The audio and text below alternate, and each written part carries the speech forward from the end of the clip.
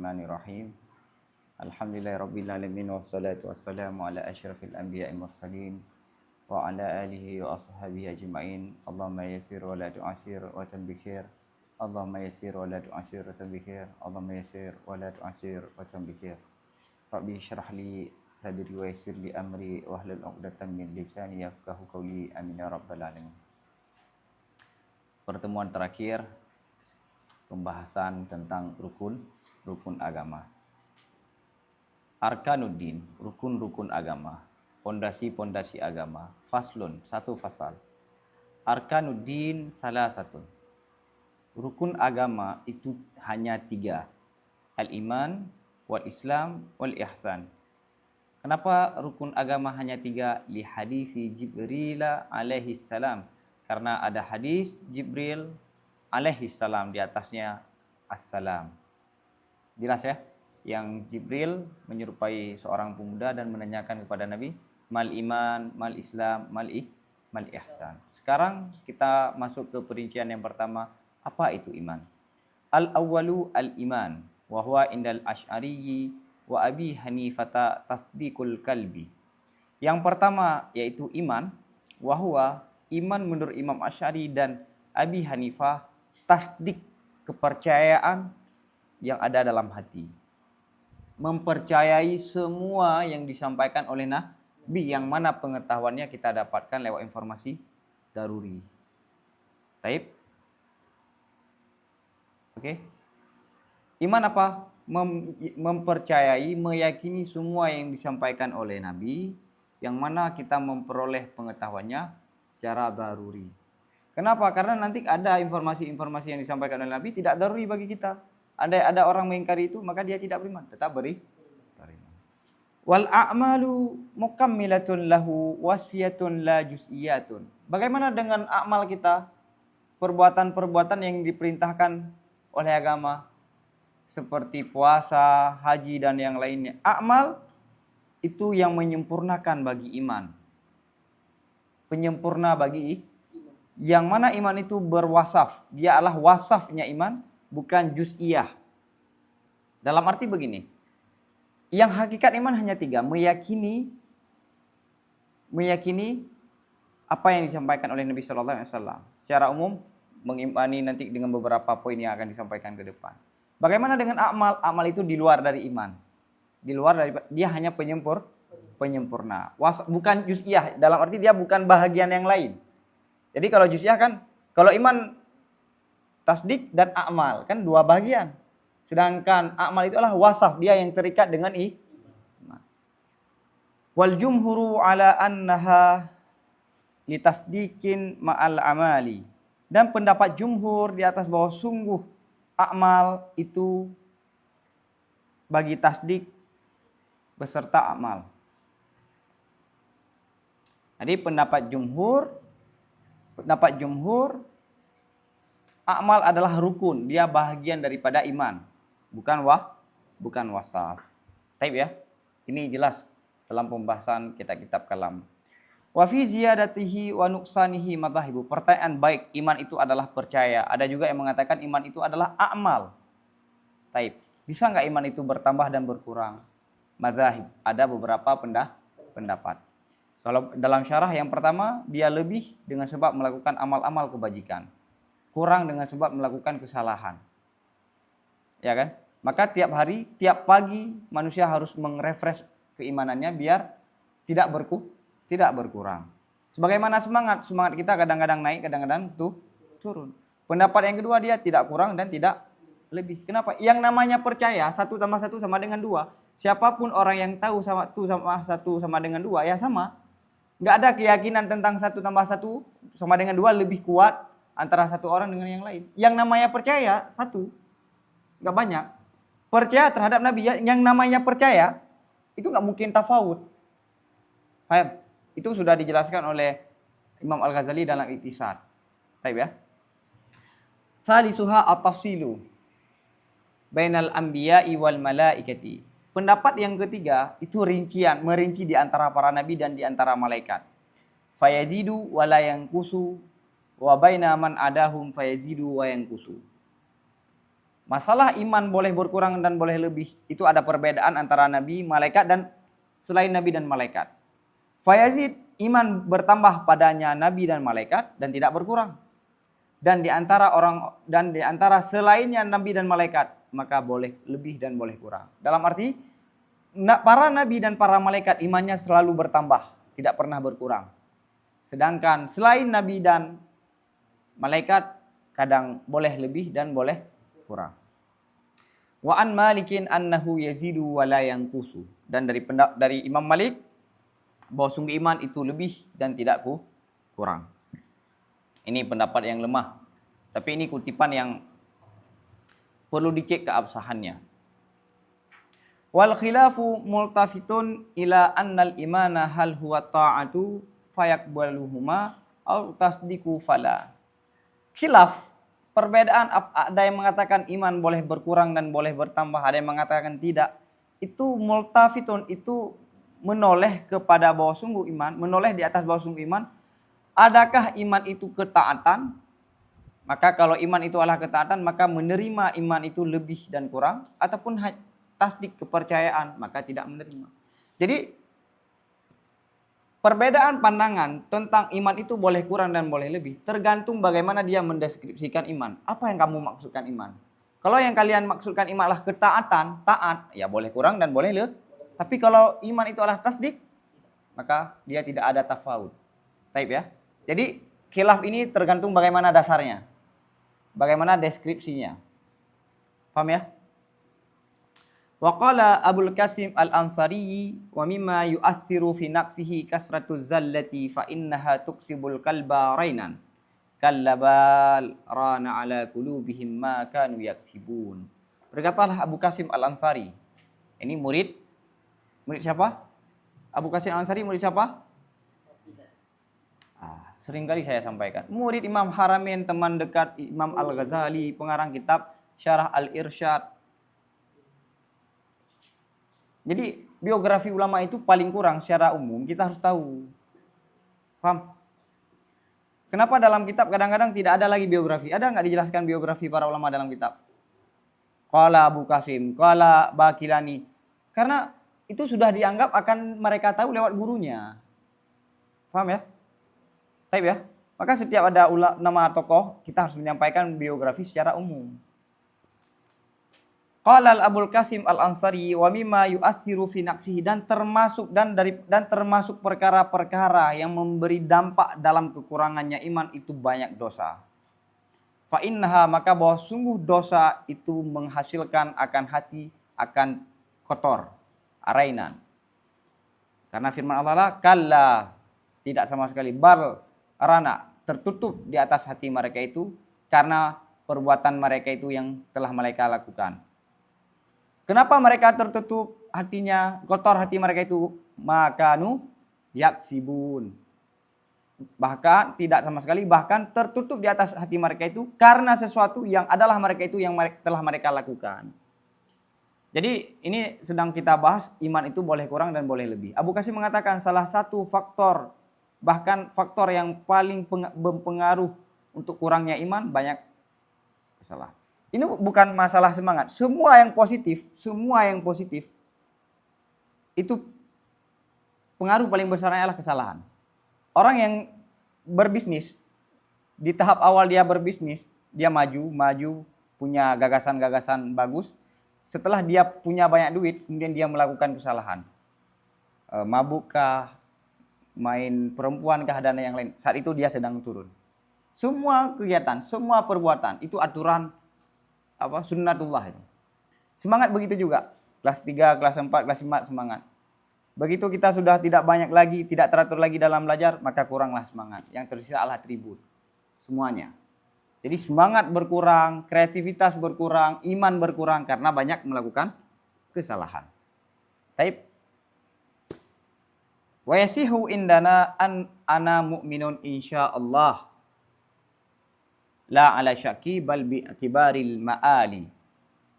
Sahih boleh menurut kami Asy'ariyah oleh perkataan ana mukmin, saya itu orang beriman insyaallah, bukan di atas berdasarkan keraguan, bahkan dengan pertimbangan ke depan. Ada perdebatan antara kalangan Asy'ariyah dan Maturidi. Bagaimana sikap kita saat ada orang yang mengatakan, saya orang beriman insya Allah. Menurut Maturidi itu tidak boleh kita mengungkapkan, saya beriman insya Allah. Karena kamu meragukan keimananmu. Kemudian Asy'ariyah mengatakan, untuk keimanan sekarang kita pasti, adapun ke depan, insya Allah. Insya Allah. Untuk ma'al, untuk ke depan kita tidak bisa memastikan beriman. Untuk sekarang, beriman. Adapun ke depan, ma'al, bi'tibaril ma'al itu belum tuh. Sedangkan Maturidi mengatakan tidak boleh, kalau tidak boleh ada ungkapan. Maka khilaf keduanya lah khilaf lafzi. Yang dimaksudkan oleh Asy'ariyah maksudnya iman ke depan, sedangkan yang dikritik oleh Maturidi meragukan keimanan sekarang. Makanya kesuksesan menurut Asy'ariyah itu di akhir. Orang yang beriman sekarang itu secara hakikat tidak sah kita mengatakan orang beriman kalau bukan penutup hidupnya dengan beriman. Adapun menurut Maturidi dia sudah beriman sekarang. Adapun ke depan itu persoalan kedua nanti. Untuk sekarang dia sudah beriman. Paham ya? Ini wayasihu indana. Fa innal imana sabitun fil hali qat'an. Karena iman itu sudah ada pada saat ini pasti, ya kan? Saat kita mengatakan ana mu'minun, saya orang beriman insyaallah. Untuk sekarang qat'an kita sudah beriman. Walakinnal ladzi huwa alamul fauzi wa ayatun najahi imanul muwafah. Namun, sesuatu itu adalah tandanya sukses. Alam itu tanda. Alamah ya. Wa ayatun najah, ayat keselamatan, itulah iman yang sempurna, iman yang muwafah, iman yang sampai akhir. Jadi begini, ini perdebatan ini. Untuk iman sekarang kita sudah sepakat, qat'an. Tapi tanda kesuksesannya orang beriman bagaimana? Sampai akhir hidupnya dia masih beriman. Itu namanya Pak imanul muwafah. Iman sampai akhir hayatnya. Maka untuk melihat ke depan, insya Allah. Adapun sekarang kita nggak ragu ke depan, insya Allah. Paham ya? Ini termasuk khilaf lafzi. Wa huwa alladhi warada alaihi al-istisna'u. Fal mas'alatu min furu'il muwafati. Dan masalah iman muwafah, yakni iman sampai mati, mati dalam keadaan beriman, itu adalah sesuatu yang datang di atasnya oleh pengecualian. Insya Allah itu kan bagian istisna. Bagian taksis kan? Saya beriman.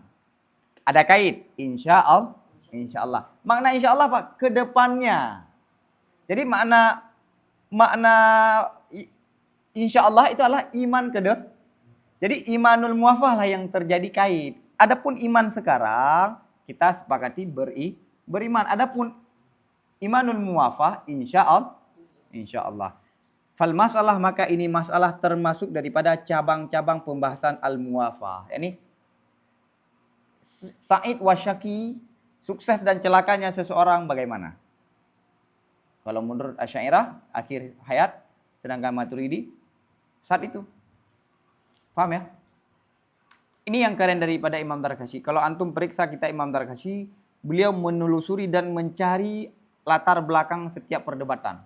Dalam usul fikih, salah silu zahab itu kitab usul fikih yang paling bagus yang ditulis oleh setiap perdebatan antara satu ulama dengan ulama yang lain, beliau menyampaikan ini adalah furu' daripada ini.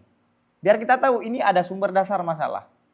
Kenapa saya berbeda dengan si fulan? Karena beda pandangan di awalnya. Andai kita sama pandangan, sungguh kita nggak akan berbeda.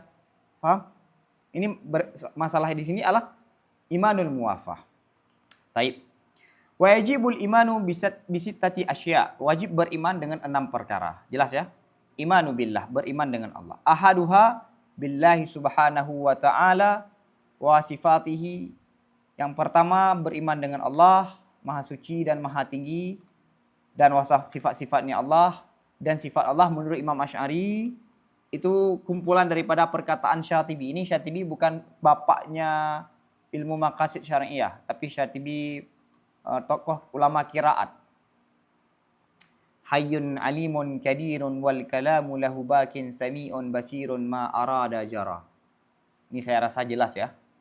Hayyun alimun kadirun wal baqa sama basar. Baik ya. Jadi beriman dengan Allah apa? Beriman dengan sifat-sifat ini. Nggak ada wujud. Ya wujud itu bukan sifat. Wa nafal qadhi wa imamul haramain al-baqa wa qala bakin bi nafsihi la bi baqa'in zaidin alaihi wa illa yalzamu tasalsulu. Menafi ataupun membatalkan, tidak menerima oleh qadhi Abi Bakar Al-Baqilani, Imam Haramain akan sifat baqa. Waqala, dan qadhi dan Abi Bakar Imam Haramain mengatakan keduanya, Allah itu ada takdir, Allah itu kekal dengan dirinya, bukan dengan baqa, bukan dengan sifat baqa yang lebih di atas zatnya. Kenapa? Karena kalau tidak terjadilah tasalsul. Begini, pada syair di atas ada salah satu sifat Allah adalah baqa. Baik. Menurut Abi Bakar Al-Baqilani dan didukung oleh Imam Haramain, nggak ada sifat baqa. Allah kekal, Allah itu abadi karena dirinya. Kenapa? Kalau Allah itu untuk kekal butuh sifat yang lain, ya kan? Karena apa? Allah kekal karena sifat baqa, ya kan? Itu kan yang selama ini kita, oke. Baqa ini sifat, oke. Dengan sifat ini Allah kekal, kan gitulah kira-kira. Baqa ini untuk bakanya dia butuh yang lain nggak? Sifat baqa, apakah baqa? Maka perlu yang lain. Yang lain itu biar dia baqa, butuh kepada yang lain. Sebagaimana Tuhan baru baqa kalau bersifat baqa. Tuhan itu abadi kalau ada sifat baqa. Nah, baqa ini sudah baqa enggak? Dia kan membakakannya Allah. Untuk dia siapa yang mengabadikan dia? Perlu yang lain. Yang lain itu membakakan ini untuk dirinya, perlu yang lain. Yang lain ini membakakan ini. Dia bagaimana? Perlu yang terjadilah tasal. Maka menurut Imam Haramain dan Qadhi Abi Bakar Al-Baqilani, enggak perlu sifat baqa. Karena Tuhan sudah abadi dengan dirinya. Tidak perlu ada penambahan sih. Paham logika Abi Bakar Al-Baqilani dengan Imam Haramain.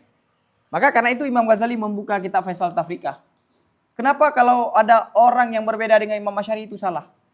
Kenapa saat Abi Bakar Al-Baqilani berbeda dengan Imam Asy'ari pada sifat baqa, yang salahnya itu Abi Bakar Al-Baqilani? Kenapa? Kenapa enggak yang salahnya itu Imam Asy'ari, kan begitu? Oh, karena lebih duluan Imam Asy'ari, Mu'tazilah lebih dahulu daripada. Kenapa enggak yang benar Mu'tazilah? Oh enggak, lebih alimnya Imam Asy'ari. Bagaimana kamu tahu ini lebih alim dari yang ini? Apa tolak ukurnya? Paham? Paham ya? Pendapat Qadhi dan Abi Bakar tidak perlu ada sifat baqa.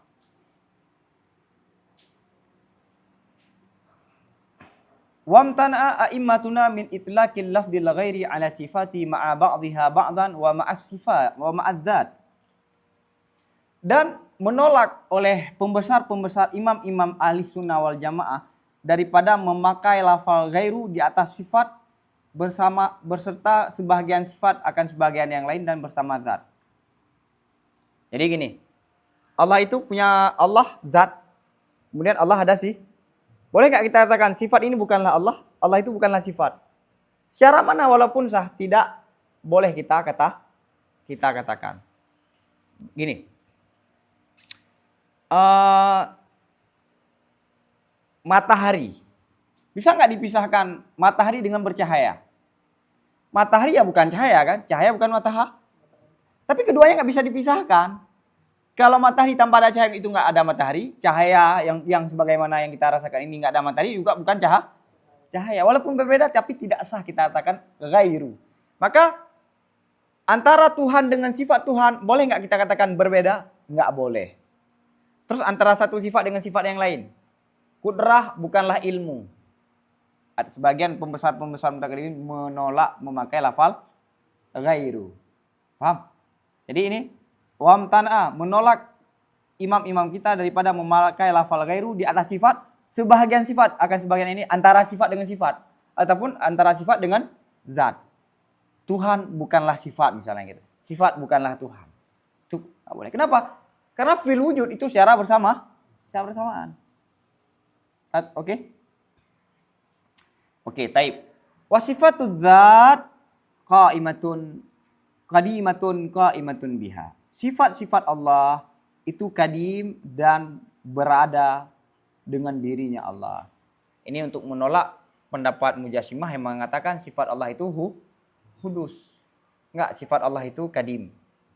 dan berada dengan Allah. Karena Mu'tazilah mengatakan Allah itu maha kalam, tapi bukan pada diri Allah itu punya sifat kalam, tapi menciptakan sifat kalam pada batu, pada gunung.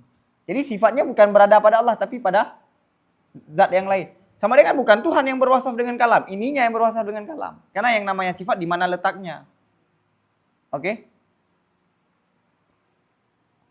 Wasifatul fi'li hadisatun ghairu qa'imatin biha.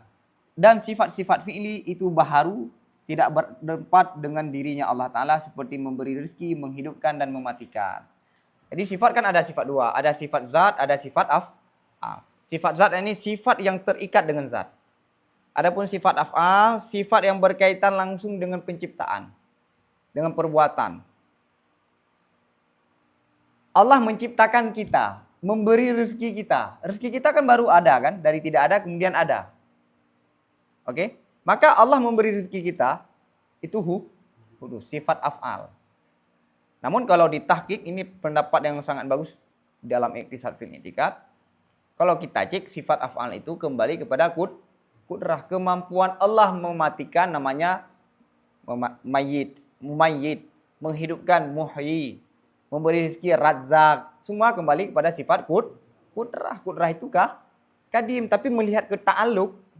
Kalau ta'alluqnya memberi rezeki namanya razzaq, ta'alluq daripada kudrah. Menyiksa kita namanya akib misalnya. Oke? Paham? Kembali semuanya adalah sifat kudrah. Baik ya. Makanya dalam kitab Nahwu disampaikan fi'il yang disandarkan kepada sifat zat itu tidak mengandung zat. Allahu Ta'ala, Ta'ala fi'il madhi. Allah yang telah maha tinggi. Enggak ada yang telah. Allah yang maha tinggi secara mutlak. Adapun kalau yang disandingkan fi'il af'al kepada Allah, Allahu razaqani misalnya. Allah telah memberi rezeki akan aku. Itu telah. Kenapa? Karena sifat af'al. Maka fi'il madhi kalau disandarkan kepada fi'il, apapun fi'il kalau disandarkan kepada Allah, kosong daripada zaman.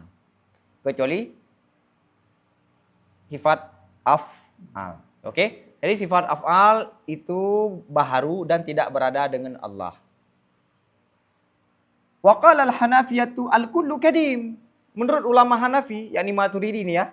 Jadi dulu di era abad ke-6 itu Maturidi lebih dikenal dengan Hanafiyah.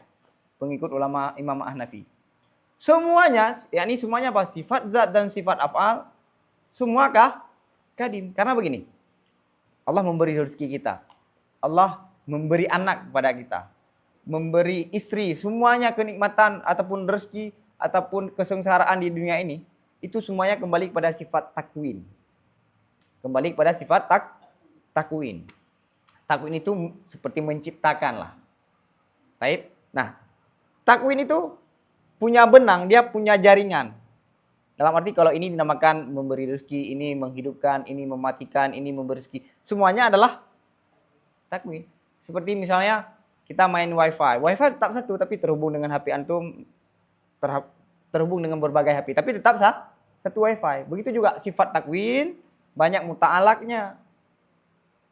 Istilah Maturidi bukan muta'alak, itu istilah Asy'ariyah. Maka menurut Maturidi, sifat zat dan sifat af'al kenapa sifat zat itu jelas kadim, adapun sifat af'al itu kembali pada sifat takwin. Wa huwa subhanahu wa ta'ala fa'ilun bil ikhtiyari la bidzat khilafan lil falasifah. Dan Allah Maha Suci dan Maha Tinggi itu melakukan dengan pilihan dan kehendak, bukan dengan zatnya. Berbeda bagi falasifah. Jadi ada perbedaan antara kita ahli sunnah dengan para filsuf. Menurut ahli sunnah, Allah menciptakan sesuatu itu berdasarkan kehendak.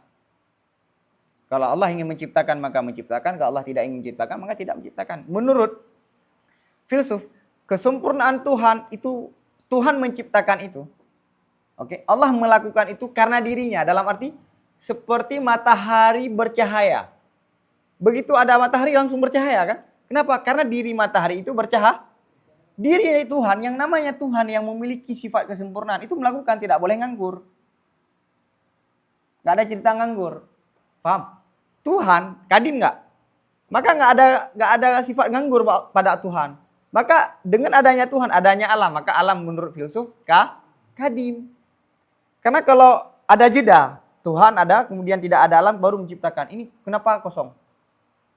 Apakah Tuhan lemah? Tuhan tidak punya alat untuk menciptakan Tuhan? Tidak untuk menciptakan alam.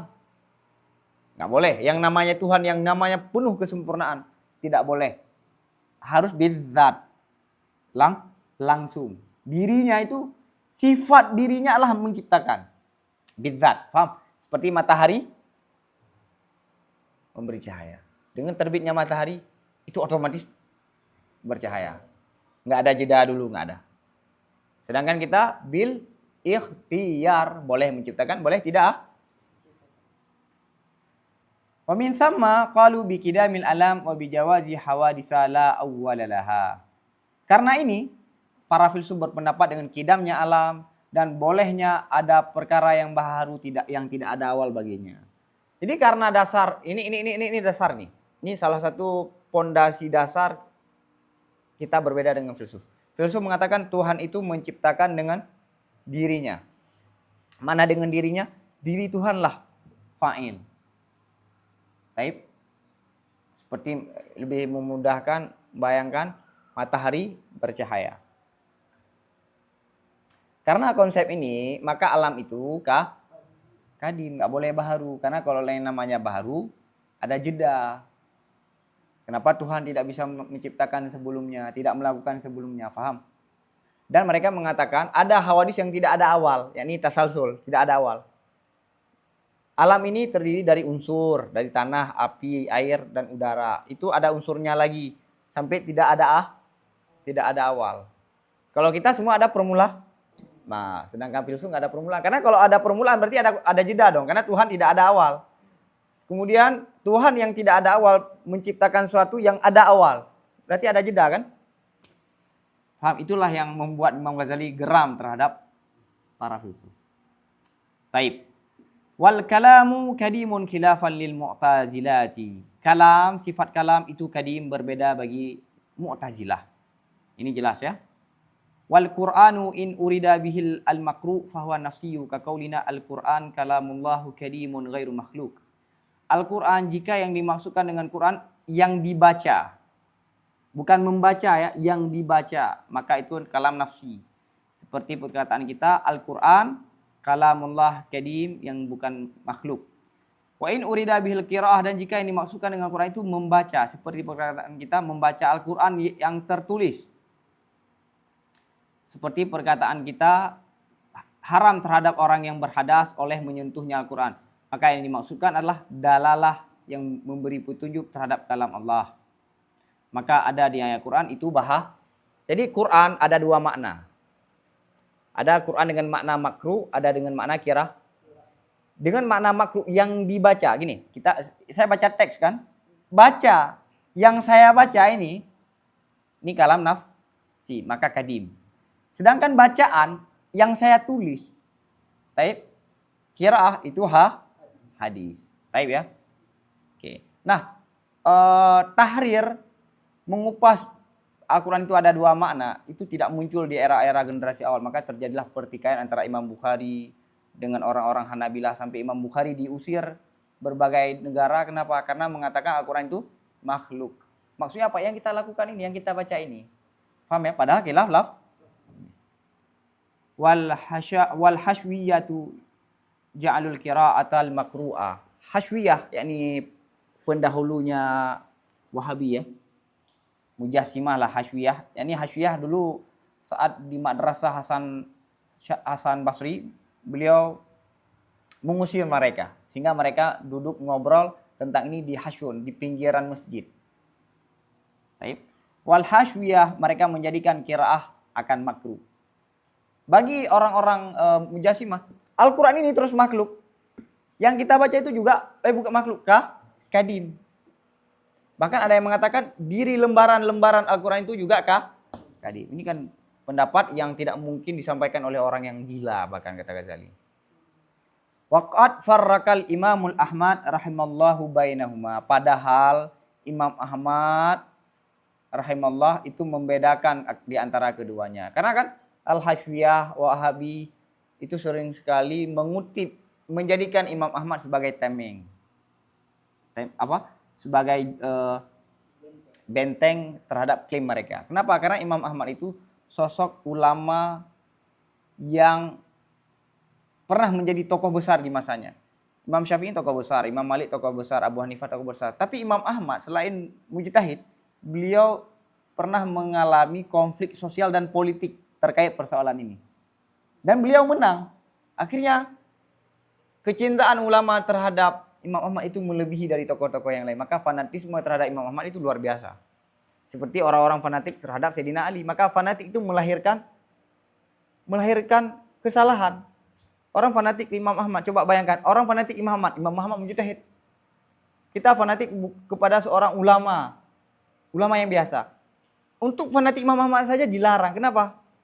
Karena kita tidak lagi bisa membedakan mana benar, mana yang salah. Kita menjadikan qaul Ahmad seperti qaul Nabi. Allah yang mengherankan, Imam Ahmad dalam satu perkara itu ada 16 riwayat. Ada 16 pendapat pada satu kasus. Dan Imam Ahmad, mazhabnya baru ditulis di abad ke-6. Sebelumnya Imam Ahmad tidak menulis mazhab beliau hadis. Apa pendapat namun dalam ini hadis? Maka corak orang Wahabi, hadis. Imam Ahmad begitu. Taib ya? Bagaimana membeda? Fahakal Baihaqiyyu wal Qadhi wa ghairuhuma anhu annahu man qala lafzi bil Qur'ani makhlukun fahuwa jahmiyun aw ghairu makhlukin faqadariyun. Maka diceritakan oleh Imam Baihaqi, Qadhi seperti biasa dan selain keduanya daripada Imam Ahmad,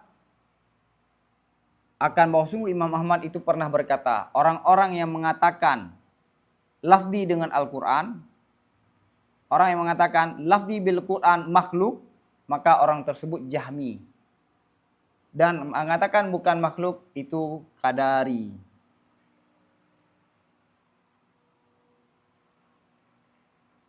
Oke. Misalnya mengatakan Al-Quran kalam Allah itu makhluk. Kalam dengan makna makruh ya. Itu Jahmiyah.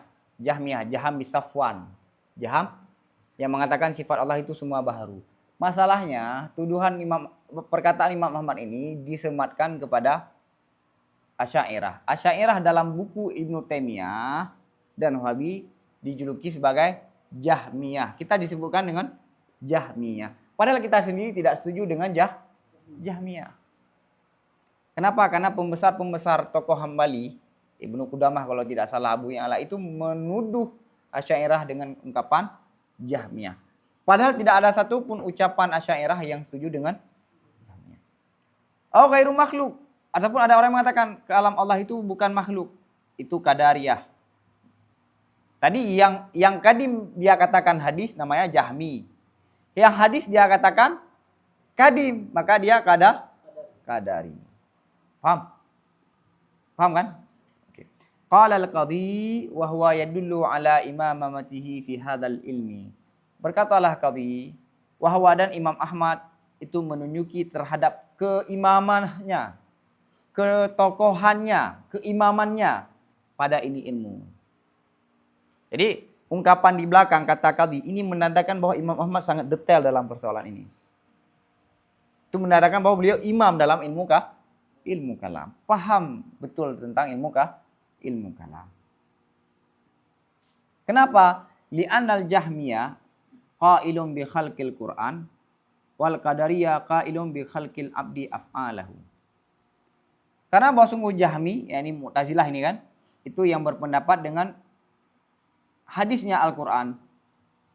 Al-Quran itu baharu. Oke, yang kadim dikatakan baharu. Itu Jahmi. Makanya Imam Ahmad mengatakan apa? Siapa saja yang mengatakan kalam Allah yang kadim itu adalah makhluk, maka dia Jahmiyah. Ini berarti itu menandakan Imam Ahmad tahu dong mazhab Jahmiyah. Berarti paham ilmu kalam. Wal Qadariyah, karena bahwa sungguh Qadariyah bagian dari Mu'tazilah ini, Qadariyah generasi awal itu berbeda dengan Mu'tazilah. Kemudian Qadariyah itu menyusup ke mazhab Mu'tazilah. Itu yang berpendapat dengan manusia menciptakan akan perbuatannya. Lihat, orang yang mengatakan kalam kadim sebagai bahru namanya Jahmiyah. Sama kan? Orang yang mengatakan yang apa tadi apa? Yang kadim seperti bahru. Yang kadim pada hakikatnya kemudian dia mengatakan baharu. Ataupun yang baharu, Al-Quran yang kita baca sehari-hari dia katakan kadim. Itu seperti pendapat Qadariyah. Yakni manusia menciptakan perbuatannya. Kan baharu pada dasarnya Allah Tuhan juga yang menciptakan. Faham? Ini menandakan keimamahnya Imam Ahmad bin Hanbal. Wa qala al-Baihaqi bal asyara ila sukuti anil kalam fil hadhil mas'alah. Oh, Imam Baihaqi ini ulama besar dalam ahli sunnah wal jamaah. Bahkan Subki mengatakan semua ulama itu berjasa kepada Imam Syafi'i. Kita kan berjasa ke Imam Syafi'i dalam beribadah, muamalah. Kecuali Imam Baihaqi. Kalau Imam Baihaqi itu Imam Syafi'i yang berjasa ke beliau. Kenapa? Karena beliau menelusuri semua hadis-hadis yang menjadi landasan fikihnya Syafi'i. Sunan, banyaklah karya-karya beliau, Sunan. Dan beliau juga yang memeriksa akidah Asy'ariyah lewat kalam-kalam salaf dan lewat hadis. Maka buku yang paling ditakuti oleh Wahabi adalah buku Imam Baihaqi. Paham ya? Yang berjudul seperti Al-I'tiqad wal Hidayah ila Sabili Rasyad. Asma wa Sifat 4 jilid, itu karya Imam Baihaqi. Kata Imam Baihaqi apa? Bal asyara, bahkan Imam Ahmad itu memberi syarah kepada diam daripada mengomentari pada ini masalah. Menurut saya itu bukan menandakan hebatnya Imam Ahmad, itu menandakan bahwa beliau tidak mau banyak berkomentar. Maka beliau mengatakan, oh ini Qadariyah, ini Jahmiyah, hanya itu. Kan memberi isyarah, nggak langsung kan? Orang yang mengatakan kalam Allah itu hadis, Jahmiyah, itu memberi isyarah saja. Sama seperti Jahmiyah. Paham? Taib. Faqala al-Asy'ari, berkatalah Asy'ari, wal kalamul kadim yajuzu an yusma'a bihasatil uduni. Berkatalah Imam Asy'ari, kalam kadim itu bolehlah bahwa didengar dengan panca indera telinga. Boleh secara akal ya. Ini keluar dari adat, karena biasanya kita mendengar sesuatu suara. Ini nggak ada suara, bagaimana kita dengar? Kharqun lillah, di luar adat. Wa qala al-qadhi, berkatalah qadhi ghairu masmu. Oh, saya tidak setuju dengan Imam Asy'ari. Lihat, Imam Asy'ari loh, menurut qadhi kalam kadim tidak bisa didengar. Walakin yajuzu an yusmi'illahu kalamahu ala khilafil adah. Namun bolehlah Allah memperdengar kalamnya di atas kebalikan Kita nggak bisa mendengar kalam Allah menurut, tapi Allah bisa memperdengarkan kalamnya. Syirkulil ada. Seperti Allah memperdengarkan kalamnya kepada Nabi Musa. Faham? Wa qala Ibnu Furakin al-masmu'u indal qiraati syai'ani sautul kari wa kalamullah. Berkatalah Ibnu Furak, yang kita dengar saat membaca itu dua, suara orang yang membaca dan kalam Allah, ya enggak? Misalnya ada orang membaca Al-Qur'an, yang kita dengar apa? Suara orang membaca, yang kedua dia kalam Allah. Wa inda haula'i, dan menurut Imam Asy'ari, Qadhi dan Ibnu Furak, haula itu kembali kepada tiga, anna Musa alaihissalam sami'al kalal kadim. Bahwa sungguh Nabi Musa alaihissalam itu telah mendengar kalam kadim. Wa qala Abdullah bin Sa'id wal ustad la yusma aslan. Lihat, ini di kalangan Asy'ariyah berkata siapa? Abdullah bin Sa'id Ibnu Kullab. Ini Ibnu Kullab mutakalimin generasi awal sebelum Imam Asy'ari lahir. Sebelum Imam Asy'ari lahir. Dan Ustadz Abu Ishaq al-Isfirayini ini murid Imam Asy'ari. Apa mengatakan? La yusma aslan. Nabi Musa tidak mendengar. Ya. Setidaknya kalau kita mendengar ada orang yang menafikan ini, kita nggak terkejut. Karena ada ulama ahli sunnah yang berpendapat begitu. Wakhtarahu al-Maturidiyu. Dan dipilih akannya pendapat ini siapa? Pendapat Ibnu Kullab dan Ustadz oleh Abu Mansur al-Maturidi. Yakni menurut Maturidiyah, Nabi Musa tidak mendengar kalam langsung, tapi lewat perantara, lewat suara gunung. Allah menciptakan suara pada gunung, yang mana suara itu adalah menunjuki kepada kalam Allah. Itu menurut. Oke. Qala taib ya. Fal masmu'u indahum innama huwal Qur'anu bima'nal qiraati lal makru'i. Hanya saja Maka yang didengar menurut mereka itu siapa? Ibnu Kullab, Al-Ustad, Al-Maturidi, hanya saya adalah Al-Quran dengan makna qiraah, bukan dengan makna makruh. Yang kita dengar kalam Allah apa? Kalam qiraah yang dibaca. Bukan yang membaca, bukan yang hakikat yang dibaca. Oke, iman yang pertama, Allah, iman dengan Allah. Yang kedua, iman dengan ya, wasani ini yang kedua, wasani al-imanu bil malaikati. Yang kedua, iman dengan malaikat. Wa fis sahihi annahum khuliqu min nur. Dan dalam hadis sahih bahwa sungguh malaikat itu diciptakan dari cahaya. Wa nau'ul insanu afdalu minhum. Golongan manusia itu lebih mulia daripada golongan malaikat. Ini no ya. No-nya secara keseluruhan tanpa melihat oh ada manusia yang bermasalah enggak. Secara keseluruhan yang namanya manusia, jenis manusia itu lebih afdal daripada khilafan lil halimi wal qadi wal ustad wa abi abdillah al hakim. Berbeda bagi Halimi, Qadhi Abi Bakar al-Bakilani, Ustadz Abu Ishaq al-Isfiraini, dan Abi Abdullah al-Hakim. Baik, beliau mengatakan apa? Al-Hakim yang terkenal. Malaikat lebih mulia daripada golongan manusia. Ini untuk golongan ya. Bukan membicara siap. Nanti kayak Imam Tamakhsyari mengatakan Jibril lebih mulia daripada Rasulullah. Kenapa? Karena Jibril adalah guru. Guru lebih mulia daripada murid. Pendapat ahli sunnah apa? Murid lebih mulia daripada guru dalam persoalan ini. Wa Ibnu Hazm dan Imam Ar-Razi lihat. Mengatakan apa? Malaikat secara keseluruhan itu lebih mulia daripada karena malaikat diciptakan dari nur yang tidak ada kotoran sama sekali, yang tidak ada kemungkinan untuk melakukan kesalahan. Ini secara apa? No ya, tidak membicarakan afrad. Oke? Karena kalau bicara afrad, sepakat ulama paling mulia adalah Nabi Muhammad sallallahu alaihi wasallam. Wa tawaqqafa al-ilqiya al-harasiyu wa ghairuhu. Dan tawakuf tidak mengetahui berpihak ataupun tidak berpendapat iya ataupun tidak oleh ilqiya al-harasi dan selainnya. Siapa ilqiya al-harasi? Siapa? Murid Imam Haramin, teman dekat Imam Al-Ghazali. Taib ya. Wasalisu al-imanu bil kutub. Yang ketiga, beriman dengan kitab. Ala ikhtilafi a'dadiha. Berdasarkan berbeda-bedanya bilangannya kitab. Berapa ada kitab itu? Yang intinya kita harus beriman dengan kitab. Walaupun berbeda jumlah kitab yang sudah diturunkan.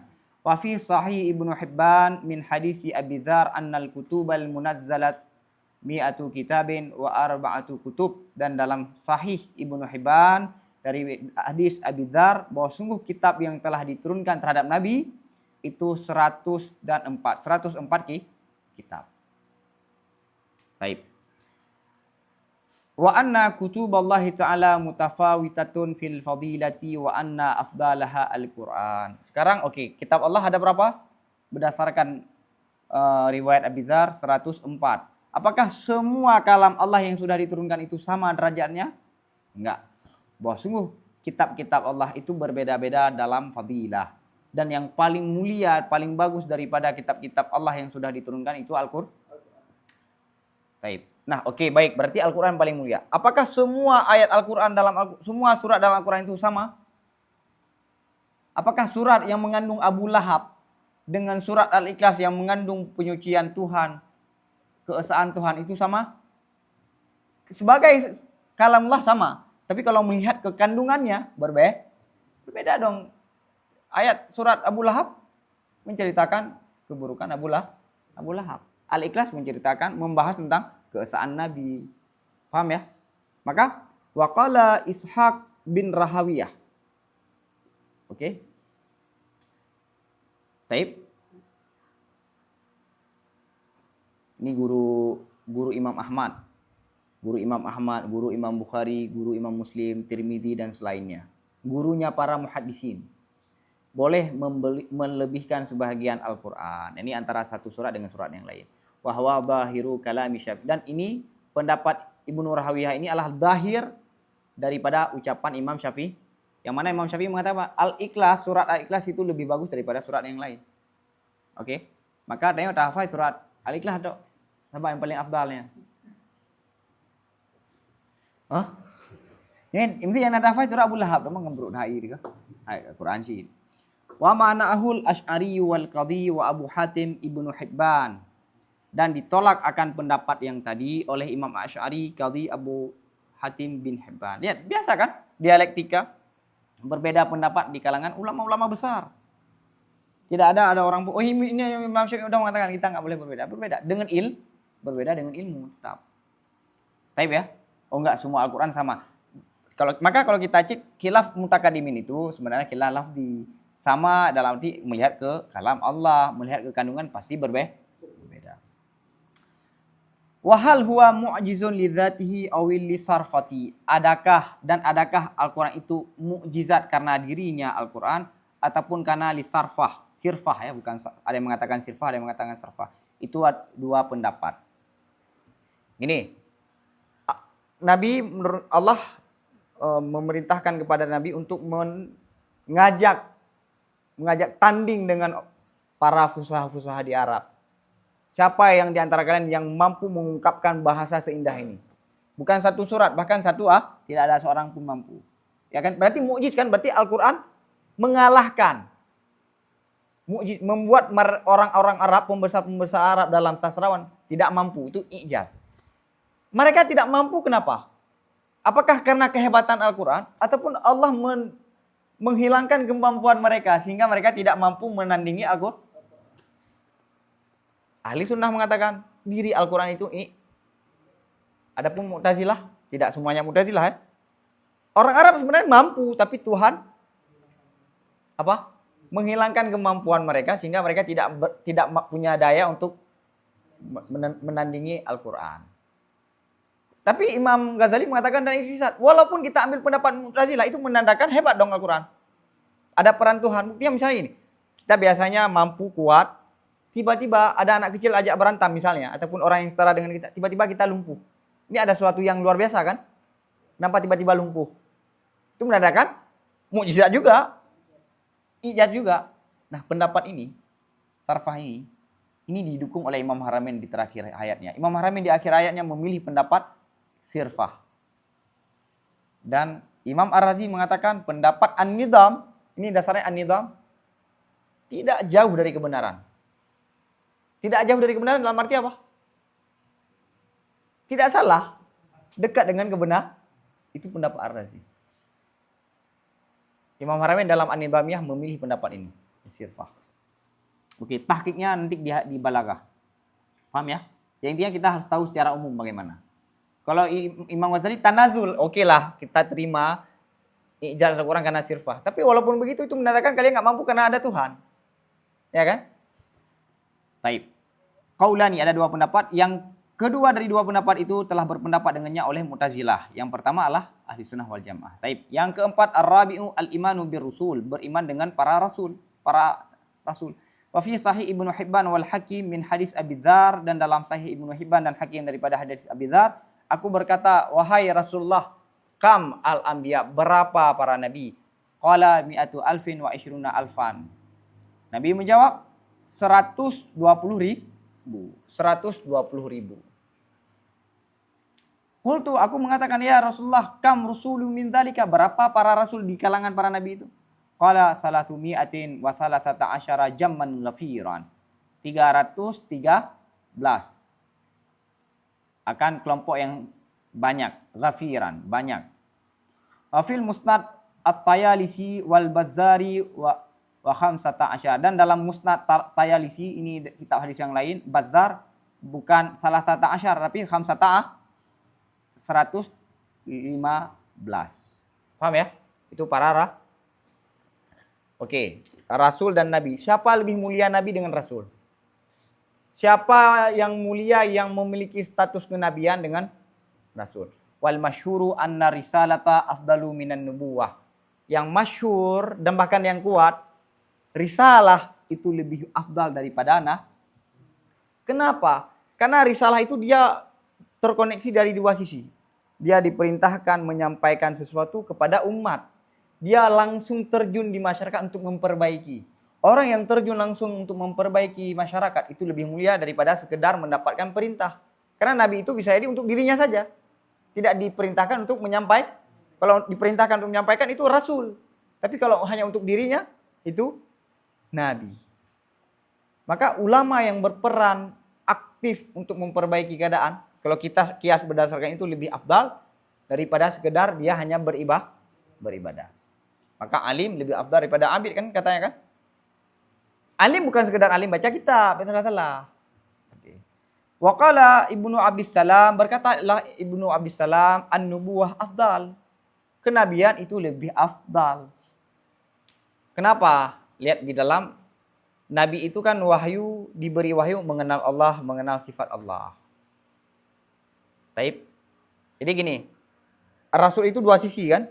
Sisi dari Allah, sisi yang lain manusia. Ya kan? Karena menyampaikan.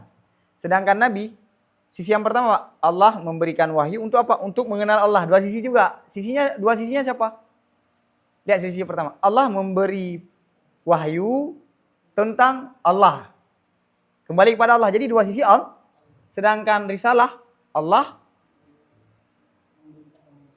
Faham? Tapi ini lemah pendapat Izzuddin bin Abdissalam. Paham ya? Apa yang kita ambil dari pemahaman ini tentang bagaimana warisan Nabi, bagaimana yang lebih mulia. Wa fi tafdili ba'dil asya'i ala ba'di qaulani. Dan dalam melebihkan sebagian Nabi di atas sebagian lain itu ada dua pendapat. Boleh nggak kita mengatakan Nabi ini lebih mulia daripada ini? Ada dua pendapat. Yang pertama mengatakan tidak boleh. Pendapat yang kedua boleh. Yang pertama tidak boleh apabila kita melebihkan seseorang di waktu yang sama kita merendahkan Nabi yang lain. Itu yang nggak boh. Sebagaimana yang dilakukan oleh Bani Israel. Dia melebihkan Nabi mereka dan merendahkan Nabi yang lain. Paham? Baik. Wal mukhtaru wujubu ismatihim. Dan pendapat yang terpilih itu wajibnya terjaganya para Nabi. Yani bukan terjaga. Terjaga itu lagi jaga dengar. Bersihnya Nabi walaupun dari dosa kecil. Baik sengaja ataupun lupa. Nabi tidak pernah melakukan dosa walaupun dosa kecil, baik sengaja ataupun sesuai bagi pendapat al-ustad. Wazada annahu yamtani'u an-nisyanu aidan. Dan ustad menambahkan bahwasanya mustahil, tidak bolehlah lupa juga. Tadi apa?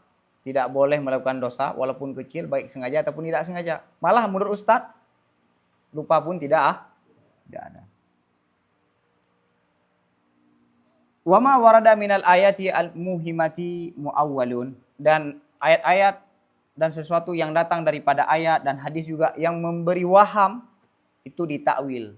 yakni misalnya ada ayat mengatakan Nabi melakukan dosa. Ya kan? Itu sebenarnya karena yang qat'i apa? Yang sudah pasti Nabi tidak melakukan dosa. Maka kalau ada ayat dan hadis yang mengarahkan Nabi melakukan dosa itu karena banmi tidak boleh bertentangan dengan qat'i. Maka riwayat-riwayat Israiliyat itu ditolak oleh para ulama karena merendahkan para nabi yang mana itu sudah qat'i, sudah pasti. Paham ya?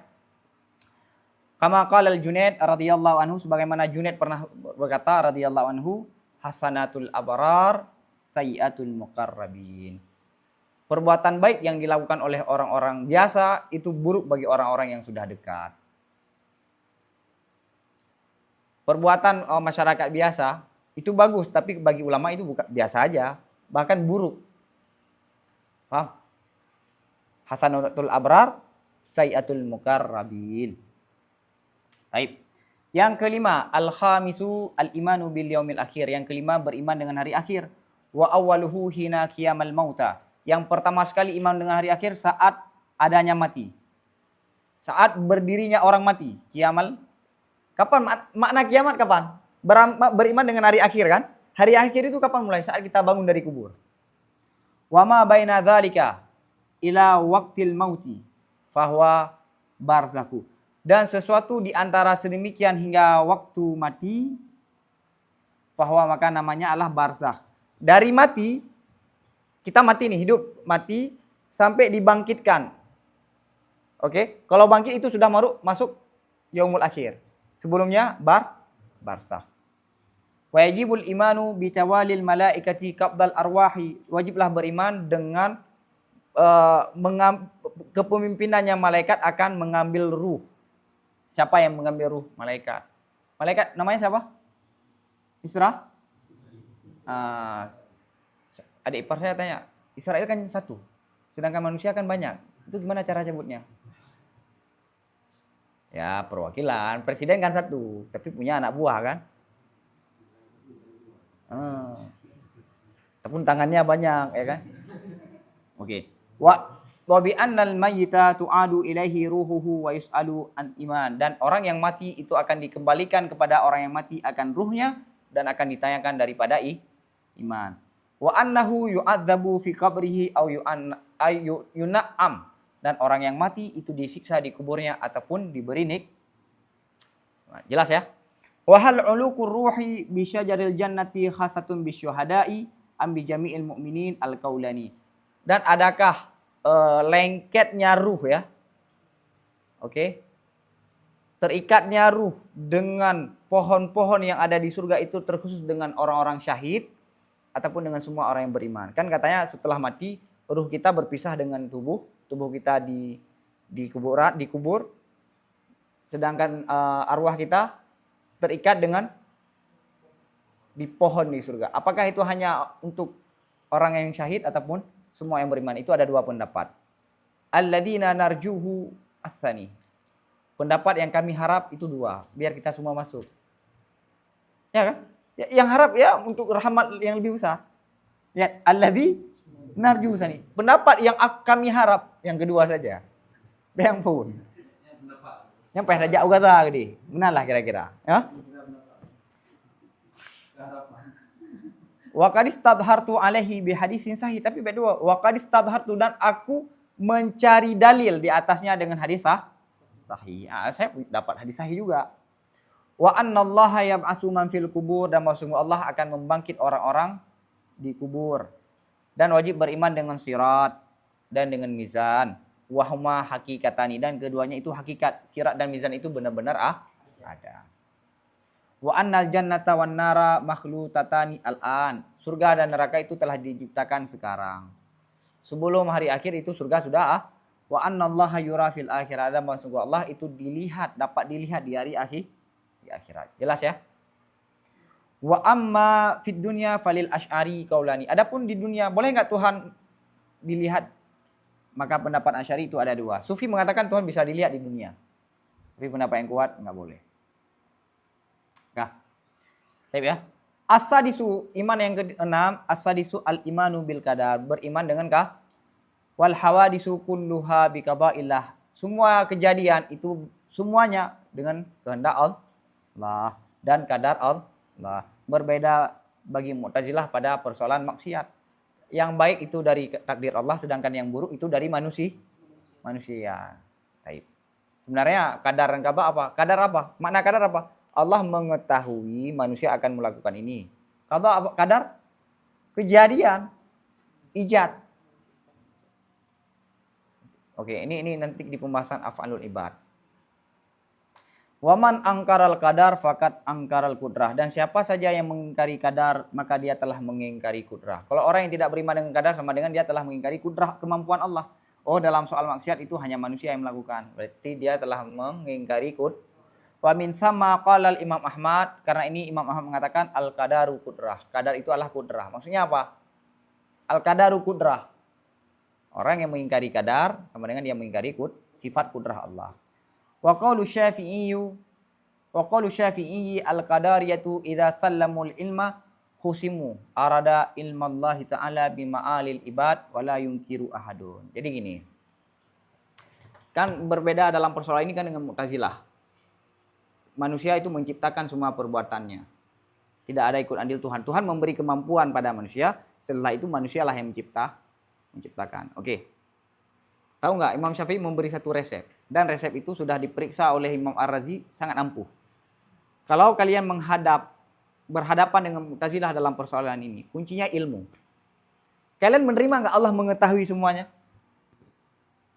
Kalau dia menerima tentang ilmu, kalian tahu, menerima nggak bahwa Allah akan tahu apa yang akan terjadi terhadap manusia?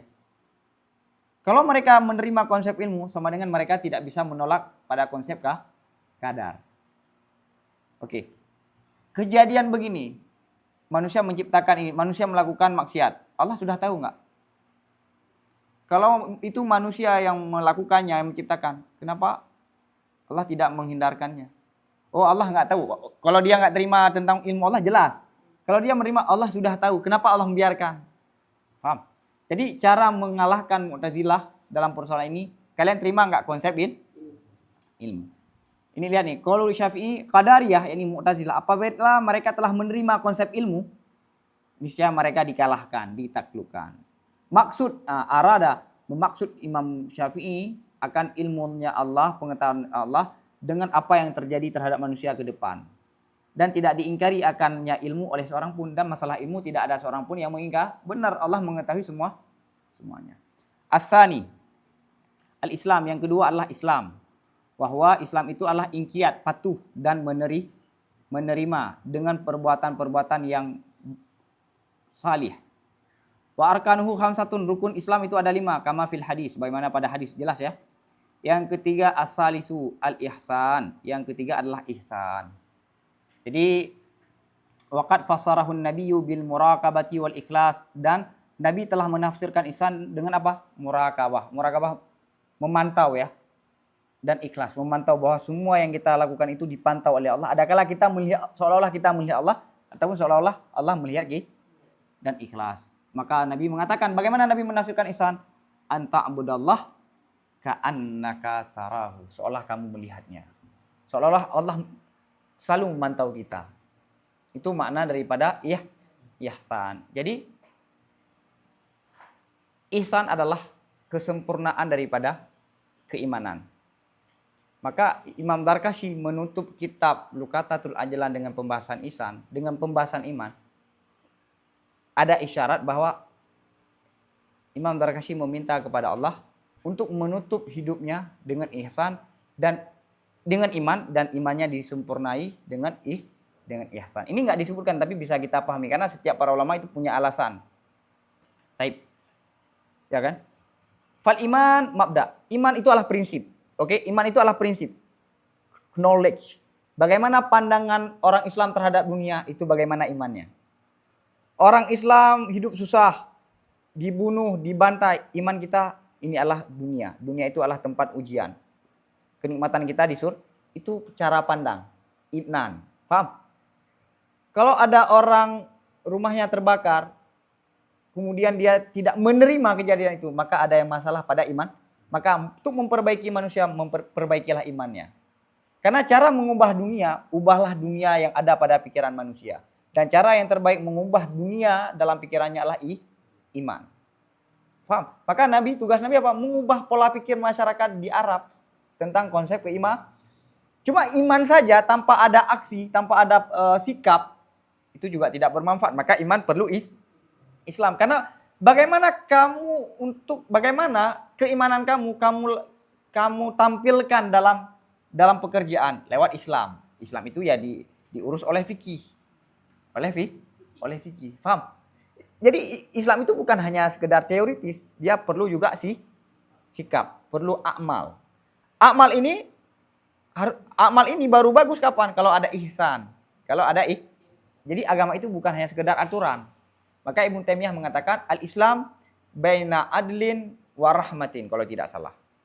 Yahudi itu dikenal dengan agama hukum. Nasrani itu dikenal dengan agama kasih sayang. Islam antara kedua, hukum ada tapi ada paham? Orang yang membunuh itu dapat ganjaran, tapi dibuka pintu untuk memberi maaf. Tapi kalau hukum saja, saya seperti sekarang, kamu maafin nggak dia? Saya maaf, tapi yang hukum tetap jalan. Ya kan? Sering kan? Paham ya? Iman adalah mabda, prinsip dasar. Fal Islam ataupun mabda dasar, Islam adalah pertengahan. Wal ihsan kamal, ihsan adalah kesempurnaan. Maka umat Islam perlu ada 3, perlu ada iman, perlu ada wad dinul khalisu syamilun litsalah. Agama yang bersih ataupun semata-mata agama itu mencakupi bagi dah selesai. Hadza jumlatu ma yajibu i'tiqaduhu fi usuluddin. Ini adalah kumpulan sesuatu yang wajiblah diyakininya dalam asal-asal agama. Yakni yang wajib diyakini apa? Ya yang tadi disebutkan itu yang wal baqi zaidun min kutubil falasifah wa ghairiha, dan yang sisanya itu yang lebih diambil dari kitab-kitab filsafat dan selain kitab filsafat. Paham? Pembahasan-pembahasannya itu. Ini untuk awam ya, untuk dasarnya. Wa kanal a'immatu ya'ibuna ala ahlil kalam khasrata khawdihim fihi. Dan para imam-imam itu menganggap aib, terhadap ulama-ulama ahli kalam akan banyaknya masuk mereka itu dalam pembahasan sifat-sifat dan hal yang lebih daripada yang diyakini. La siyama apalagi pada sifat-sifat Allah. Kenapa menganggap aib? Karena untuk mengagungkan bagi Allah Ta'ala. Karena ini sosok, gini kita membahas sesuatu zat yang luar biasa. Kalau salah bagaimana? Ini Tuhan yang punya kontrol terhadap manusia baik di dunia dan akhirat, kita membahasnya. Kalau salah gimana? Nggak takut kita celaka di dunia dan akhirat. Nah gitulah menurut. Sedangkan mutakalimin Asy'ariyah tidak pernah masuk dalam pembahasan kalam kecuali saat ahli bid'ah telah membahas pembahasan sifat Tuhan. Hadirnya Asy'ariyah itu meluruskan orang-orang mutakalimin yang sudah berlebihan dalam pembahasan Tuhan. Jadi ada ruksah. Kita tidak mau membahas tentang pembahasan-pembahasan yang di luar yang disampaikan oleh Nabi. Tapi kalau ada orang yang sudah membahas dan salah, perlu nggak tanggung jawab kita untuk meluruskan? Perlu. Paham? Paham ya? Wa kana akhiru qaulihim alaikum bidinil ajais, dan adalah akhir ucapannya para ulama, alaikum bidinil ajais. Wajib di atasmu dengan agamanya orang-orang lemah. Bahkan ada tambahan dengan agama-agama anak kecil. Jadi agama-agama orang-orang, jadi ajais itu adalah orang-orang kampung, orang-orang yang dia sudah yakin sudah selesai. Orang yang taat berjamaah lah orang yang tidak banyak ilmu kan? Orang yang sholat tahajud itu orang yang nggak tahu, yang tidak tahu bahwa tahajud itu hukumnya sunat, boleh ditinggalkan. Yang beliau tahu adalah tahajud itu kebaikan. Bukan orang yang banyak tahu. Jadi kata para ulama seperti Imam Ar-Razi ada, Ghazali ada, Imam Haramain ada, alaikum bidinil, kamu seperti imannya orang-orang lemah. Ya ini apa? Iman sebelum ada berbagai penafsiran. Iman ajais itu imannya orang-orang polos. Imannya orang-orang yang sebelum munculnya bid'ah. Ada penafsiran begitu. Bagaimana Tuhan? Tuhan ya begini, dah selesai. Terus iman. Keseharian apa? Perang. Cari rezeki, ibadah, selesai. Paham? Alaikum bidinil ajais. Jadi kata Dargashi, kebanyakan ucapan-ucapan mereka itu di akhir hayatnya alaikum bidinil ajais. Karena apa? Imam Ar-Razi di akhir hayatnya juga mengatakan ini. Karena sebelum meninggal, coba bayangkan. Kita kalau sakit, bisa nggak berpikir jernih? Malah tanya tengah sakit kubrayo tu. Leh pupu dah fikir kan? Nak tengok ni, ada sakit leh pupu dah fikir. Ada hana boleh fikir tinggal susah tu. Menang ku tanya. Biasanya kalau dalam sehat, takzilah muno, falasifah muno, muno. Ada sakit cik fikir yang memang dah ada betul ada betul. Maka alaikum bidinil ajais.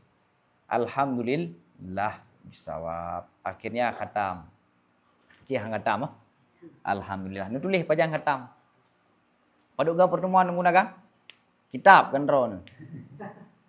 Nah, ikut belaga nunggu jadi. 16 alhamdulillah. Jadi long sarankan mbak urung ron nunggu. Ke kitab Lukatul Ajlan. Saran yang paling untuk sumbut jid urang lain. Saran yang kedua, sumbut perbab. Sumbut perbab. Ataupun yang geleh, paling kurang aful iman. Iman paling lemah. Ada dengan sumbut lain, nah faedah yang hana lang kita lain dicok pindah tadi. Okey ya. Dan tulis nyok salah satu kitab yang pernah nak khatam ngalung. Tinggal nanti Pak Jamur kita yang dah pernah khatam dengan Al-Alamah. Mesti kau pernah? Pernah kamu? Alhamdulillah. Nah kita duduk bawah khatam. Umah hawa tak bergoyang. Salji mana? Wallahu alam bisawab wa ilahi marjual ma'ab. Jadi sebelum kita selawut, ta Al-Fatihah lega ke pertama ila hadrat Nabi Mustafa sallallahu alaihi wasallam, sahabat tabi'in dan secara khusus kepada gure-gure Gedayo Mandu yang pernah sumber dayo, gure-gure urnian, wabil khusus Imam Darkashi, Imam Syekh Zakaria Ansari dan ulama-ulama yang kagum kutip le Imam Darkashi dan le Imam Haramin yang kutip untuk pembutuh ibu. Bat nagu kutip ada salah. Dan ulama-ulama yang khidmah terhadap Luqatatul Ajlan. Lahum ajma'in al-Fatihah. Warahmatullah.